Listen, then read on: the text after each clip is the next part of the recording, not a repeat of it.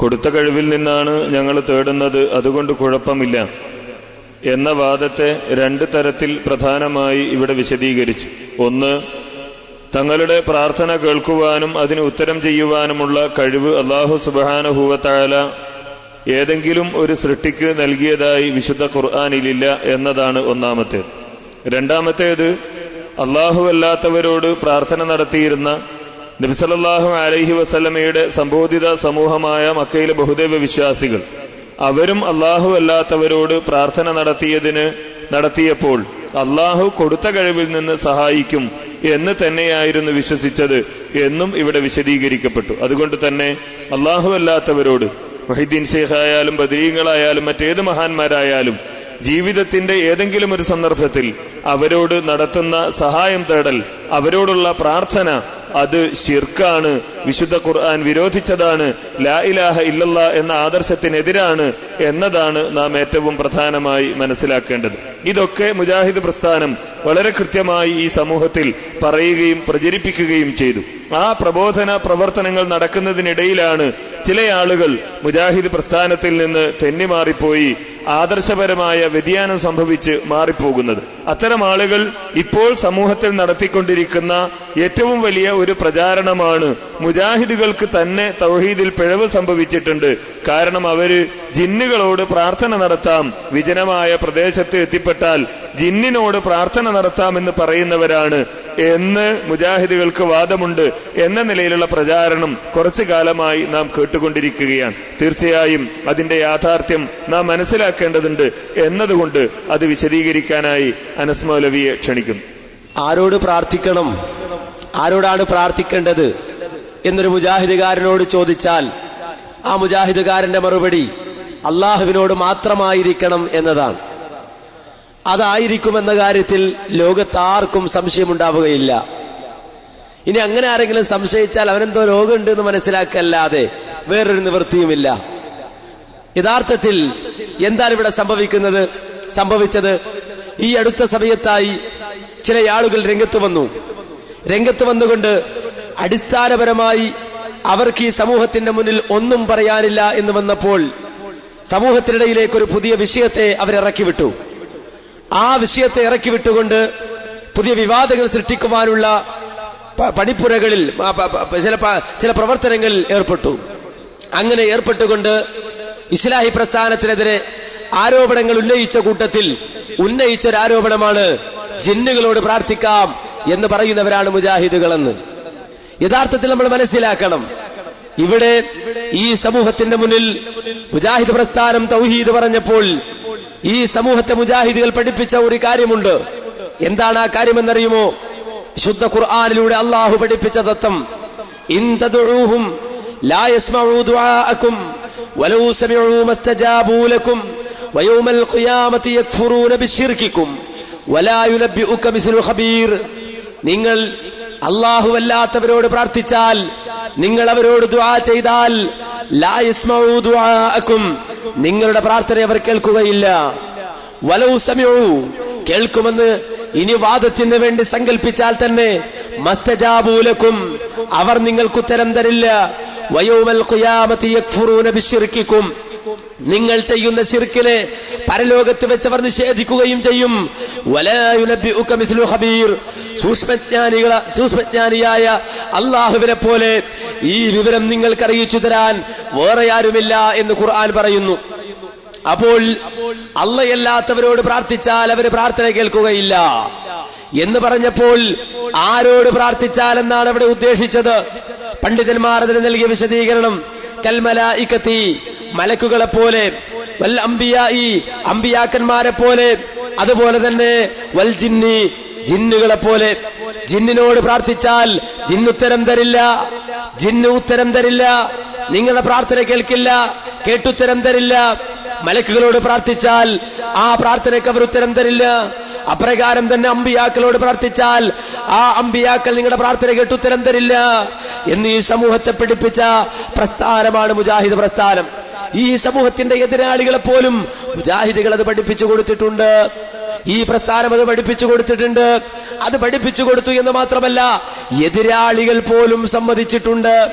നമുക്കറിയാം, ഈ സദസ്സിൽ തന്നെയുള്ള, ഈ സ്റ്റേജിൽ തന്നെയുള്ള ജബ്ബാർ മൗലവിയുടെ നേതൃത്വത്തിൽ, അതുപോലെ തന്നെ ഇതിന്റെ മോഡറേറ്ററായ ഹനീഫ് കായക്കൊടിയുടെ നേതൃത്വത്തിൽ, നമ്മുടെ അടുത്ത പ്രദേശമായ കുന്നത്തേരിയിൽ വെച്ചുകൊണ്ട് നടന്ന സംവാദത്തിൽ മുജാഹിദ് പ്രസ്ഥാനത്തെ എതിരിടാൻ വന്ന മുസ്ലിയാക്കൾ പോലും അവിടെ വെച്ചുകൊണ്ട് സമ്മതിച്ച ഒരു കാര്യമുണ്ട്. എന്താണ് ആ കാര്യം എന്നറിയുമോ? കേട്ടോളൂ നിങ്ങൾ ആ വാചകം. ശുദ്ധ ഖുർആൻ പറഞ്ഞ എന്താണെന്ന് അറിയുമോ നിങ്ങൾക്ക്? ഓദിക്കോ, ഇൻ തദഉഹും ലാ യസ്മഉ ദുആഅക്കും, നിങ്ങൾ അവരോട് ദുആ ചെയ്യുകയാണെങ്കിൽ ലാ യസ്മഉ ദുആഅക്കും, നിങ്ങളുടെ ദുആ അവർ കേൾക്കുകയില്ല. ആരൊക്കെ? ഹനീഫ മൗലവി നമുക്ക് പഠിപ്പിച്ചു തന്നില്ലേ കോട്ടക്കൽ സംവാദത്തിൽ വെച്ച്? അതിൽ ജിന്ന് പെടും, മലക്ക് പെടും, പിശാച് പെടും. ഹനീഫ മൗലവി നമുക്ക് പഠിപ്പിച്ചു തന്നില്ലേ കോട്ടക്കൽ സംവാദത്തിൽ വെച്ച്? അതിൽ ജിന്ന് പെടും, മലക്ക് പെടും, പിശാച് പെടും. കണ്ടോ? ഹനീഫ മൗലവി ഞങ്ങൾക്ക് പഠിപ്പിച്ചു തന്നിട്ടുണ്ട്. ഇന്തദൂഹും, അവരോട് ദുആ ചെയ്താൽ എന്ന് പറഞ്ഞാൽ അതിൽ ജിന്ന് പെടും, മലക്ക് പെടും. അതുപോലെ തന്നെ ജിന്ന് പെടും, മലക്ക് പെടും. അദ്ദേഹം ആവർത്തിച്ചത് പ്രഖ്യാപിക്കുകയാണ്. അതുകൊണ്ട് പറയണം ജിന്ന് പെടും, മലക്ക് പെടുമെന്ന് പറയൂ എന്ന് ആ മുസ്ലിയാർ പോലും സമ്മതിക്കുകയാണ്. ആ ആയത്തിൽ പറഞ്ഞ പരാമർശത്തിൽ ജിന്നുകൾ പെടും, മലക്കുകൾ പെടും എന്ന് ഹനീഫ മൗലവി ഞങ്ങൾക്ക് പഠിപ്പിച്ചു തന്നിട്ടുണ്ട് എന്ന് ഈ മുജാഹിദ് പ്രസ്ഥാനത്തിന്റെ എതിരാളികൾ പോലും സമ്മതിക്കുകയാണ്. അങ്ങനെ ആ കാര്യം പഠിപ്പിച്ചു കൊടുത്തത് കോട്ടക്കൽ സംവാദത്തിൽ വെച്ചുകൊണ്ടാണെങ്കിൽ ഞങ്ങളത് പഠിച്ചിട്ടുണ്ട്, ഞങ്ങളത് മനസ്സിലാക്കിയിട്ടുണ്ട്. ആ ആയത്തിൽ ജിന്നുപെടുമെന്ന് ഞങ്ങൾക്ക് മനസ്സിലായി എന്ന് കുന്നത്തേരി സംവാദത്തിൽ വന്നുകൊണ്ട് അവർ സമ്മതിച്ചപ്പോൾ ഹനീഫ മൗലവി വീണ്ടും പഠിപ്പിച്ചു, ജിന്നുപെടുമെന്ന് നിങ്ങൾ സമ്മതിച്ചല്ലോ, ഇനി ഒരു കാര്യം കൂടി പഠിപ്പിച്ചു തരാം. ജിന്ന് മാത്രമല്ല, അമ്പിയാക്കളും ആയത്തിന്റെ പരിധിയിൽപ്പെടും. നിങ്ങൾ നബിമാരോട് വിളിച്ചു പ്രാർത്ഥിക്കുന്നുവല്ലോ, നബിമാരും ആയത്തിന്റെ പരിധിയിൽപ്പെടും. ജിന്ന് പെടുമെന്ന് സമ്മതിച്ച സ്ഥിതിക്ക് ഇനി അടുത്ത പാഠം എന്ന നിലക്ക് രണ്ടാം പാഠം നിങ്ങൾ പഠിച്ചുകൊള്ളൂ, അമ്പിയാക്കളും പെടുമെന്ന് ആ കുന്നത്തേരി സംവാദത്തിൽ വെച്ചുകൊണ്ട് തന്നെ ഹനീഫ മൗലവി പഠിപ്പിച്ചു കൊടുക്കുന്നതൊന്ന് കേട്ടുകൊള്ളൂ. കാരണം അത് ഖുർആനിന്റെ നിർദ്ദേശമാണ്. വഖാല റബ്ബുക്കും ഉദ്ഉനി അസ്തജിബ് ലക്കും ഇന്നല്ലദീന യസ്തക്ബിറൂന അൻ ഇബാദതി സയദ്ഖുലൂന ജഹന്നമ ദാഖിരീൻ. നമ്മുടെ രക്ഷിതാവായ, സർവ്വലോക രക്ഷിതാവായ അല്ലാഹു പറഞ്ഞത് നിങ്ങൾ എന്നോട് പ്രാർത്ഥിക്കുക, ഞാൻ നിങ്ങൾക്ക് ഉത്തരം നൽകുമെന്നാണ്. അതേപോലെ തന്നെ അല്ലാഹു അല്ലാത്തവർക്ക് ഇൻ തദ്ഉഹും ലാ യസ്മഉ ദുആഅക്കും, പ്രാർത്ഥന കേൾക്കുവാൻ കഴിയില്ല എന്നാണ് നിങ്ങൾ തന്നെ നേരത്തെ അംഗീകരിച്ചതുമാണ് ജിന്നിന്റെ കാര്യം. അതിനെ തുടർന്ന് തന്നെയാണ് ഖുർത്തുബി പറഞ്ഞത് അമ്പിയാക്കളും അതിൽ പെടും എന്ന് കൃത്യമായി ഖുർത്തുബി തന്നെ വിശദീകരിച്ചത്. നിങ്ങൾ തന്നെ നേരത്തെ അംഗീകരിച്ചതുമാണ് ജിന്നിന്റെ കാര്യം. അതിനെ തുടർന്ന് തന്നെയാണ് ഖുർത്തുബി പറഞ്ഞത് അമ്പിയാക്കളും അതിൽ പെടും എന്ന് കൃത്യമായി ഖുർത്തുബി തന്നെ വിശദീകരിച്ചത്. ഈ ചോദ്യം ചോദിക്കേണ്ടി വരും എന്നറിയാതെയാവാം നേരത്തെ പറഞ്ഞു പോയത്. ചോദ്യത്തിന്റെ മറുപടി നിങ്ങൾ തന്നെ നേരത്തെ പറഞ്ഞു പോയിട്ടുണ്ട്. അതൊക്കെ ഒന്ന് കൂടിയാലോചിച്ച് ചോദിക്കുന്നതാകും നന്നാവുക എന്നുകൂടി സാന്ദർഭികമായി സൂചിപ്പിക്കുകയാണ്. കണ്ടോ? അതിനെ തുടർന്നുകൊണ്ട് അമ്പിയാക്കളും പെടും എന്ന് ഇമാം ഖുർത്തുബി പറഞ്ഞിട്ടുണ്ട്. അതുകൂടി പഠിച്ചുകൊള്ളുക എന്ന് പറഞ്ഞുകൊണ്ട് പഠിപ്പിച്ചു വിട്ടു. പക്ഷെ കുന്നത്തേരി സംവാദം നടന്നു. അതുപോലെ മുജാഹിദ് പ്രസ്ഥാനം മുഷിയാക്കന്മാരുമായി സംവാദങ്ങൾ നടത്തുന്നു. ഇത് കണ്ടപ്പോൾ ഹാലിളകിയ ഒരു വിഭാഗം, നമ്മുടെ നാട്ടിൽ അഡ്രസ് ഇല്ലാതെ പോയൊരു വിഭാഗം, അവർക്ക് വല്ലാത്ത പ്രയാസമായി. അവർ നാടുനീളെ പ്രചരിപ്പിച്ചു, ജിന്നിനോട് പ്രാർത്ഥിക്കാമോ എന്ന് കുന്നത്തേരി സംവാദത്തിൽ വെച്ച് ചോദിച്ചിട്ട് മുജാഹിദ് മൗലവിമാര് മറുപടി പറഞ്ഞില്ല എന്ന് പറഞ്ഞുകൊണ്ട് നാടുനീളെ പ്രചരിപ്പിച്ചു. എന്ന് മാത്രമല്ല, ജിന്നുകളോട് പ്രാർത്ഥിക്കാമെന്ന് പറയുന്നവരാണ് മുജാഹിദുകൾ എന്ന പച്ച നുണ നമ്മുടെ നാട് നീളെ അവർ പ്രചരിപ്പിച്ചുകൊണ്ടിരിക്കുകയാണ്, പറഞ്ഞുകൊണ്ടിരിക്കുകയാണ്. മാന്യ സഹോദരങ്ങളെ, യഥാർത്ഥത്തിൽ ഈ നുണ പ്രചരിപ്പിക്കുമ്പോൾ, ഈ കളവ് പ്രചരിപ്പിക്കുമ്പോൾ ഒരു കാര്യം തിരിച്ചറിയേണ്ടതുണ്ട്. എന്താണ് അതിനു വേണ്ടി അവർ ദുർവ്യാഖ്യാനം ചെയ്യുന്നത്? ഈ ഇസ്ലാഹാണ്. ഈ ഇസ്ലാഹ് അഥവാ ആ ഏപ്രിൽ 2007 പുറത്തിറങ്ങിയ ഇസ്ലാഹ് മാസിക, ഈ ഇസ്ലാഹ് മാസികയിൽ ഈ സ്റ്റേജിൽ തന്നെയുള്ള അബ്ദുൽ ജബ്ബാർ മൗലവിയുടെ ഒരു ലേഖനമുണ്ട്. എന്താണ് ആ ലേഖനം എന്നറിയുമോ? നമ്മുടെ നാട്ടിലെ അറിയപ്പെട്ട ഒരു കുബൂരി പണ്ഡിതനായ അമ്പലക്കടവ് ഫൈസി, നേരത്തെ കണ്ട അമ്പലക്കടവ് ഫൈസി, അദ്ദേഹം മുജാഹിദ് പ്രസ്ഥാനത്തിനെതിരെ ആരോപണങ്ങൾ ഉന്നയിച്ച കൂട്ടത്തിൽ മുജാഹിദ് പ്രസ്ഥാനം ആ മുജാഹിദ് പ്രസ്ഥാനം പറയുന്ന തൗഹീദ് ശരിയല്ല. ഭൗതികം എന്ന വ്യത്യാസം വെച്ചുകൊണ്ട്, അദൃശ്യം ദൃശ്യം എന്ന വ്യത്യാസം വെച്ചുകൊണ്ട് മുജാഹിദ് പ്രസ്ഥാനം വിശദീകരിച്ചു കൊണ്ടിരിക്കുന്ന ആ വ്യാഖ്യാനം, ആ വിശദീകരണം ശരിയല്ല എന്ന് സമർത്ഥിച്ചുകൊണ്ടൊരു ലേഖനം എഴുതിയപ്പോൾ ആ ലേഖനത്തിന് 1, 2, 3, 4 എന്നിങ്ങനെ അക്കമിട്ടുകൊണ്ട് ജബ്ബാർ മൗലവി മറുപടി പറയുമ്പോൾ ആ മറുപടിയിൽ വന്ന ഒരു പരാമർശത്തെ സന്ദർഭത്തിൽ നിന്ന് അടർത്തി മാറ്റിക്കൊണ്ടാണ് ഈ ദുർവ്യാഖ്യാനം ഇവർ നടത്തുന്നത്. ഇവിടെ ഇരിക്കുന്ന ജബ്ബാർ മൗലവിയെ സാക്ഷി നിർത്തിക്കൊണ്ട് ഞാൻ പറയുന്ന വാചകം തെറ്റാണെങ്കിൽ ഈ സദസ്സിൽ വെച്ചുകൊണ്ട് അദ്ദേഹം തിരുത്തുമെന്ന ബോധ്യത്തോടെ ഞാൻ പറയുകയാണ്, ജിന്നിനെ വിളിച്ച് പ്രാർത്ഥിക്കാമെന്നോ, ഒരാൾക്ക് പ്രയാസം നേരിട്ടാൽ ജിന്നിനോട് സഹായം തേടാമെന്നോ ഒരു വാദം ഇസ്ലാഹി പ്രസ്ഥാനം പറയില്ല, പറഞ്ഞിട്ടില്ല, പറയുകയില്ല, പറയുമെന്ന് പറയാൻ പോലും സാധ്യമല്ല. ആ നിലക്ക് കൃത്യമായി ബോധ്യപ്പെട്ട തെളിവുകൾ കൊണ്ട് മുജാഹിദുകൾ സമർത്ഥിക്കുന്ന കാര്യമാണ്. എന്നാൽ മുജാഹിദ് പ്രസ്ഥാനം തൗഹീദ് പറയുമ്പോൾ, ദൃശ്യാദൃശ്യ വിശദീകരണം നടത്തുമ്പോൾ, കാര്യകാരണ ബന്ധങ്ങൾ വിശദീകരിക്കുമ്പോൾ, അഭൗതിക ഭൗതിക വ്യത്യാസങ്ങളെ വിശദീകരിക്കുമ്പോൾ, അങ്ങനെ കാര്യങ്ങളെ വിശദീകരിച്ചു കൊടുക്കുമ്പോൾ ദുർവ്യാഖ്യാനങ്ങളുമായി കടന്നു വരുന്നവർക്ക് ചുട്ട മറുപടി മുജാഹിദ് പണ്ഡിതന്മാർ മുമ്പും നൽകാറുണ്ട്, ഇപ്പോഴും നൽകാറുണ്ട്, എന്നും നൽകാറുണ്ട്. അങ്ങനെ പൊതുവായി എല്ലാവരും നൽകാറുള്ള ഒരു മറുപടിക്ക് സമാനമായ മറുപടി ജബ്ബാർ മൗലവി നൽകിയപ്പോൾ സാധാരണക്കാർക്ക് അവർക്കിടയിൽ വസ്വാസ് ഉണ്ടാക്കാൻ എളുപ്പമാണ് എന്ന് മനസ്സിലാക്കി സന്ദർഭത്തിൽ നിന്ന് ആ ലേഖനത്തിന്റെ ഒരു പരാമർശത്തെ അടർത്തി മാറ്റിക്കൊണ്ട് ദുർവ്യാഖ്യാനിക്കുകയാണ് യഥാർത്ഥത്തിൽ നമ്മുടെ നാട്ടിൽ ഊരു ചുറ്റുന്ന മടവൂരികൾ എന്ന് പറയുന്ന ഒരു വിഭാഗം ചെയ്തുകൊണ്ടിരിക്കുന്നത്. ഏതാണ് ആ പരാമർശം എന്നറിയുമോ? ഞാൻ വ്യക്തമായി വായിച്ചു കേൾപ്പിക്കാം. എന്താണ് ആ പരാമർശം? പകൽ വെളിച്ചത്തിൽ വിജനമായ മരുഭൂമിയിലൂടെ വടിയറിയാതെ നടന്നു നീങ്ങുന്ന ഒരാൾ, പരിസരത്ത് ആരെയും കാണുന്നില്ല. ഇവിടെ എന്റെ ശബ്ദം കേൾക്കുന്ന ആരെങ്കിലും ബ്രാക്കറ്റിൽ മനുഷ്യൻ മലക്ക് ജിന്ന് എന്നെ സഹായിക്കട്ടെ എന്ന് നിലച്ച് പടപ്പുകളെ എന്നെ സഹായിക്കണേ, എനിക്ക് വഴി കാണിച്ചു തരണേ എന്ന് ഉച്ചത്തിൽ വിളിച്ചു പറയുന്നുവെങ്കിൽ അഭൗതിക മാർഗത്തിലുള്ള സഹായതേട്ടം അതിലില്ല. ഇതുകൊണ്ട് ജബ്ബാർ മൗലവി ഉദ്ദേശിക്കുന്നത് അദ്ദേഹം തന്നെ വ്യക്തമാക്കിയിട്ടുണ്ട്. ഇവിടെ എങ്ങനെ തേടാമെന്നോ അല്ലെങ്കിൽ ജിന്നെ സഹായിക്കണേ എന്ന് പറയാമെന്നോ മലക്കെ രക്ഷിക്കണേ എന്ന് വിളിച്ചു പറയാമെന്നോ ഒന്നും ആ പരാമർശത്തിലില്ല. നേരെ മറിച്ച് ഭൗതിക വ്യത്യാസം എന്ത് എന്ന് വിശദീകരിച്ചു കൊടുക്കുവാൻ വേണ്ടി നടത്തിയ ഒരു പരാമർശത്തെ സന്ദർഭത്തിൽ നടത്തി മാറ്റി ജിന്നുകളോട് സഹായം തേടാം, പ്രാർത്ഥിക്കാം എന്ന് ജബ്ബാർ മൗലവി പറഞ്ഞു എന്ന പച്ചനുണ പറഞ്ഞു പരത്തുകയാണ് യഥാർത്ഥത്തിൽ ഇവർ ചെയ്തുകൊണ്ടിരിക്കുന്നത്. എന്നാൽ മാന്യ സഹോദരങ്ങൾ മനസ്സിലാക്കേണ്ടതുണ്ട്, ഇത് ജബ്ബാർ മൗലവി മാത്രം നടത്തിയ ഒരു പരാമർശമാണോ? ജബ്ബാർ മൗലവി മാത്രം നടത്തിയ പരാമർശമാണോ? അല്ലെങ്കിൽ ആ വാചകം ശിർക്കാണോ? അതല്ല എല്ലാത്തവരോട് പ്രാർത്ഥിക്കാമെന്ന എന്നതിലേക്കുള്ള സൂചനയാണോ? അങ്ങനെ സൂചനയാണ് എന്ന് സമ്മതിക്കുകയാണെങ്കിൽ മറുപടി പറഞ്ഞു തരേണ്ട 1-2 പ്രശ്നങ്ങളുണ്ട്. എന്താണ് ഒരു പ്രശ്നമെന്നറിയുമോ? എന്റെ കയ്യിലുള്ള പുസ്തകം പ്രാർത്ഥനാ തൗഹീദ് ചോദ്യങ്ങൾക്ക് മറുപടി എന്ന പേരിൽ ചെറിയമുണ്ടം അബ്ദുൽ ഹമീദ് മദനി അദ്ദേഹം നടത്തിക്കൊണ്ടിരിക്കുന്ന ശബാബിൽ നടത്തിക്കൊണ്ടിരിക്കുന്ന ഒരു ചോദ്യോത്തര പടക്തി, ആ പടക്തിയിൽ അദ്ദേഹം നൽകിക്കൊണ്ടിരുന്ന മറുപടികൾ ക്രോഡീകരിച്ചുകൊണ്ട് യുവത പുറത്തിറക്കിയ പുസ്തകമാണ് പ്രാർത്ഥനാ തൗഹീദ് എന്ന പുസ്തകം. ഈ പുസ്തകത്തിൽ ജബ്ബാർ മൗലവി എഴുതിയ വാചകം, ആ വാചകം അങ്ങനെ തന്നെ ചെറിയമുണ്ടം എടുത്തുദ്ധരിക്കുന്നു. എന്ന് പറഞ്ഞാൽ ഇവിടുന്ന് കോട്ട് ചെയ്യുന്നതല്ല, നേരെ മറിച്ച് ആ ആശയം തന്നെ ചെറിയമുണ്ടം എഴുതുന്നു. എന്താ വാചകം കേട്ടോളൂ. ജിന്നുകൾക്ക് അള്ളാഹു നൽകുന്ന കഴിവ് മനുഷ്യ കഴിവിന് അതീതമെങ്കിലും അതിനെ അഭൗതികമെന്ന് വിശേഷിപ്പിക്കുന്നത് ഇസ്ലാമിക കാഴ്ചപ്പാടിൽ ശരിയല്ല. അഭൗതികമായ കഴിവെന്ന് പറയുമ്പോൾ നാം ഉദ്ദേശിക്കുന്നത് അള്ളാഹു സൃഷ്ടികൾക്ക് ആർക്കും കൊടുക്കാത്ത കഴിവാണ്. ഇങ്ങനെ ജിന്നുകളുടെ കഴിവിനെ കുറിച്ച് അദ്ദേഹം പറഞ്ഞു. ഈ പുസ്തകത്തിന്റെ തന്നെ 103-ാമത്തെ പേജിൽ വീണ്ടും പറയുകയാണ്, അതുപോലെ വിജനപ്രദേശത്തുണ്ടായേക്കാനിടയുള്ള ജിന്നുകളും മലക്കുകളും ഉൾപ്പെടെയുള്ള സൃഷ്ടികളോട് അവർക്ക് കഴിവ് നൽകപ്പെട്ട വിഷയത്തിൽ സഹായം ആവശ്യപ്പെട്ടാൽ അതും പ്രാർത്ഥനയാണെന്ന് പറയാവുന്നതല്ല. ഇതാരാ പറയുന്നത്? ചെറിയമുണ്ടം. എന്താ പറഞ്ഞത്? ജബ്ബാർ മൗലവി പറഞ്ഞ വാചകം, ആ വാചകം മറ്റൊരു രൂപത്തിൽ പറയുകയാണ്, കേട്ടോളൂ.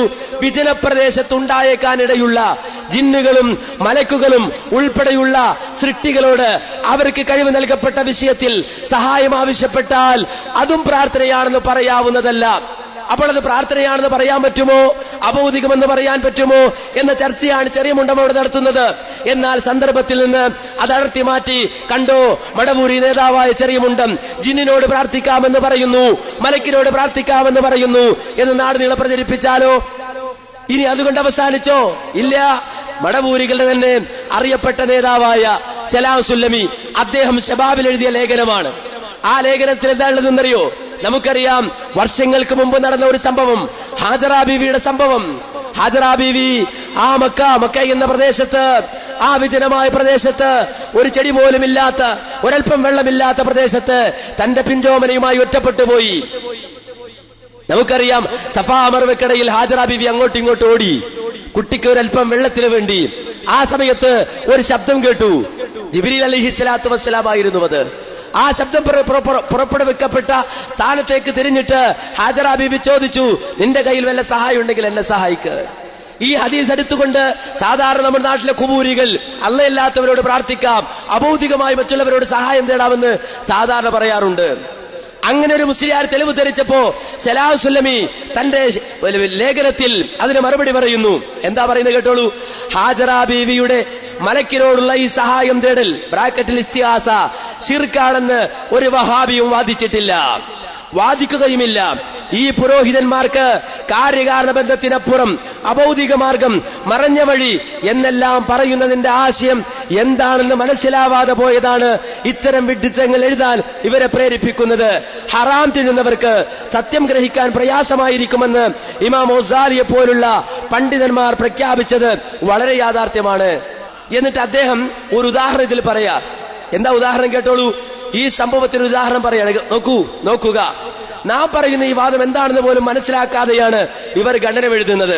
എന്നിട്ട് ജബ്ബാർ മൗലവി പറഞ്ഞ പോലെ ഒരു ഉദാഹരണം സലാം സുല്ലമി തന്റെ ലേഖനത്തിൽ എഴുതുക. കണ്ടോളൂ എന്താ പറയുന്നത്. ഒരു മുസ്ലിയാർ ഒരു മരുഭൂമിയിൽ അകപ്പെട്ടു, വിജനപ്രദേശത്ത് അകപ്പെട്ടു. ദാഹജലത്തിന് വേണ്ടി അയാൾ നെട്ടോട്ടമോടുകയാണ്. വെള്ളമില്ല കുടിക്കാൻ, മരിക്കാറായി. അങ്ങനെ നെട്ടോട്ടമോടുകയാണ്. അപ്പോൾ അയാൾ ഒരു അശരീരി കേട്ടു. അശരീരി പലതുകൊണ്ടും കേൾക്കാലോ. അങ്ങനെ അശരീരി കേട്ടു. ആ ഹാജറ ബീവിയുടെ സംഭവത്തെ അടിസ്ഥാനമാക്കി അയാൾ ആ ശബ്ദം പുറപ്പെടുവിച്ച ആളെ ഉദ്ദേശിച്ചുകൊണ്ട്, നിന്റെ അടുക്കൽ വെള്ളമുണ്ടെങ്കിൽ എന്നെ സഹായിക്കൂ എന്ന് ദയനീയമായ സഹായതേട്ടം നടത്തിയാൽ മുസ്ലിയാർ ശിർക്ക് ചെയ്യുന്നില്ല. അപ്പോ ഒരാൾ മരുഭൂമിയിൽ അകപ്പെട്ടു പോയി, ഒരു ശബ്ദം കേട്ടു. അപ്പൊ അയാൾ ചിന്തിക്കാണ്, ഹാജറ ബീവിയുടെ അടുക്ക പണ്ട് മലക്ക് വന്നിട്ടുണ്ട്, ആ മലക്ക് ഇവിടെ വന്നാലോ, ആ മലക്ക വരും, അങ്ങനെ എനിക്ക് വെള്ളം തരും എന്നയാൾ നനച്ചിട്ട്, എനിക്ക് വെള്ളം തരുമോ, ആ ശബ്ദം പുറപ്പെടുവിച്ച ആൾ ഉദ്ദേശിച്ചിട്ട് എനിക്ക് ഇച്ചിരി വെള്ളം തരുമോ എന്ന് ചോദിച്ചാൽ, സഹായം ആവശ്യപ്പെട്ടാൽ മുസ്ലിയാർ ശിർക്ക് ചെയ്യുന്നില്ല. കണ്ടോ, ഇത് സലാം സുല്ലമി എഴുതാ. അപ്പോ ചെറിയ മുണ്ടം എഴുതി, സലാം സുല്ലമി എഴുതി, ജബ്ബാർ മൗലവി എഴുതി. എന്താണ് തങ്ങൾക്ക് പറയാനൊരു വാദം എന്നന്വേഷിച്ച് നടന്ന ഈ മടവൂരികൾ ജബ്ബാർ മൗലവിയുടെ വാചകത്തെ സന്ദർഭത്തിൽ നടത്തി മാറ്റി ദുർവ്യാഖ്യാനിച്ചുകൊണ്ട്, അതേ ജിന്നുകളോട് പ്രാർത്ഥിക്കാമെന്ന് ജബ്ബാർ മൗലവി പറഞ്ഞിരിക്കുന്നു, ജിന്നുകളോട് സഹായം തേടാമെന്ന് ജബ്ബാർ മൗലവി പറഞ്ഞിരിക്കുന്നു, അതിന് ജബ്ബാർ മൗലവി അനുവാദം കൊടുത്തിരിക്കുന്നു എന്ന പച്ചക്കള്ളം ഈ നാട് നീളെ പ്രചരിപ്പിക്കുകയാണ്. ജബ്ബാർ മൗലവിയുള്ള ഈ സദസ്സിൽ ജബ്ബാർ മൗലവി സാക്ഷി നിർത്തിക്കൊണ്ട് ആ വാദത്തിന് മറുപടി പറയുന്നു. ഒരിക്കലും അങ്ങനെ ഒരു വാദം മുജാഹിദ് പ്രസ്ഥാനം അവതരിപ്പിച്ചിട്ടില്ല, അവതരിപ്പിക്കുകയുമില്ല. കൃത്യമായി കാര്യങ്ങൾ പറഞ്ഞു കൊടുക്കും. അതിനെ ദുർവ്യാഖ്യാനിക്കുന്നവർ ദുരുദ്ദേശത്തോടെ ഈ പ്രസ്ഥാനത്തെ നോക്കിക്കാണുന്നവർ മാത്രമാണ് എന്ന തിരിച്ചറിവ് നമുക്ക് ഓരോരുത്തർക്കും ഉണ്ടാകണമെന്നാണ് ഈ സന്ദർഭത്തിൽ ചുരുക്കി സൂചിപ്പിക്കാനുള്ളത്.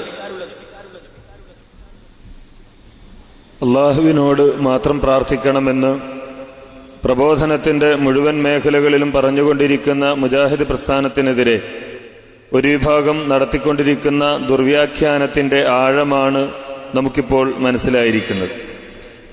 അള്ളാഹുവിനോട് മാത്രം പ്രാർത്ഥിക്കണം എന്ന ഈ ആദർശം മുജാഹിദുകൾ പറയുന്നതിന്റെ പ്രാധാന്യവും അതിന്റെ അനിവാര്യതയും ഇവിടെ വിശദീകരിക്കപ്പെട്ടു. തീർച്ചയായും അതിന് ഒരു കൂട്ടിച്ചേർക്കൽ കൂടി ആവശ്യമാണ് എന്ന് തോന്നുകയാണ്. മക്കയിലെ നമ്മുടെ സമൂഹത്തിൽ ഏറ്റവും പ്രധാനമായി ഉന്നയിക്കപ്പെടുന്ന ഒരു ന്യായമാണ് ഇവിടെ വിചാരണ ചെയ്യപ്പെടുകയും വിശദീകരിക്കപ്പെടുകയും ചെയ്തിരിക്കുന്നത്.